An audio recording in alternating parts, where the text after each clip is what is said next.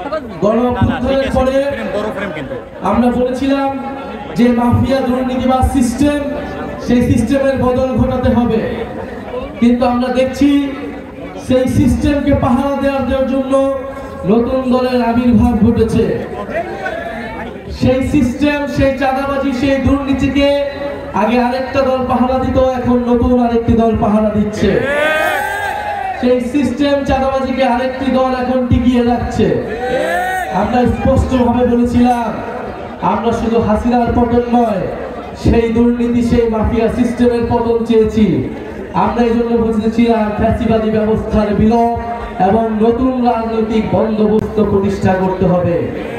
প্রিয় সংগ্রামী বন্ধুগণ, সেই নতুন বন্দোবস্ত প্রতিষ্ঠার লড়াইয়ে আমরা এখন নেমেছি।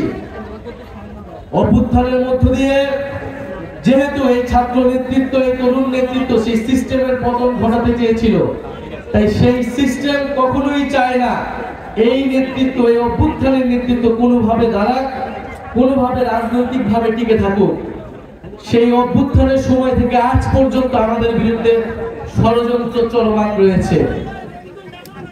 আপনারা দেখেছেন গণ অভ্যুত্থানের সময় শেখ হাসিনার সরকার যেভাবে ষড়যন্ত্র আমাদের বিরুদ্ধে চলমান রেখেছিল, এই অভ্যুত্থানের পরে সেই একই সিস্টেম, সেই দুর্নীতি মাফিয়াদের সিস্টেম, সেই সেনাবাহিনী আমলাতন্ত্রের সিস্টেম আমাদের বিরুদ্ধে এখনো পর্যন্ত ষড়যন্ত্র চলমান রেখেছে।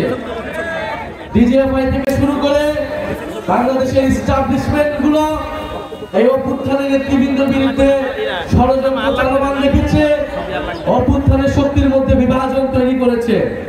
আমরা বলেছিলাম শত্রু বাংলাদেশের ভিতরে নয়, শত্রু বাংলাদেশের বাইরে রয়েছে।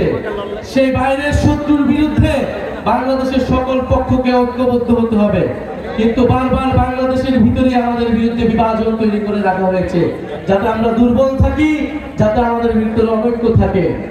প্রিয় পটুয়াখালীবাসী, আমাদের বিরুদ্ধে ষড়যন্ত্র হচ্ছে। সোশ্যাল মিডিয়া থেকে শুরু করে মিডিয়া নানা ধরনের আমাদের বিরুদ্ধে ষড়যন্ত্র তৈরি করা হচ্ছে, নানা ধরনের মিথ্যা নিউজ তৈরি করা হচ্ছে। অভ্যুত্থানের নেতৃবৃন্দকে দুর্নীতি পরায়ণ হিসেবে আপনাদের সামনে সাব্যস্ত করার চেষ্টা করা হচ্ছে। যখন আমরা এই পদযাত্রা শুরু করছি, যখন আমরা প্রত্যেকটি জেলায় যাচ্ছি, যখন মানুষের বাদ ভাঙা উচ্ছ্বাস আমাদের প্রতি মানুষের স্রোতের মতো আমাদের মিছিলে এসে মিশতেছে, তখন আমাদের বিরুদ্ধে তৈরি হয়েছে ষড়যন্ত্র। আপনারা কি সেই ষড়যন্ত্রে বিশ্বাস করেন? আমরা কি সেই ষড়যন্ত্র বিশ্বাস করি? এই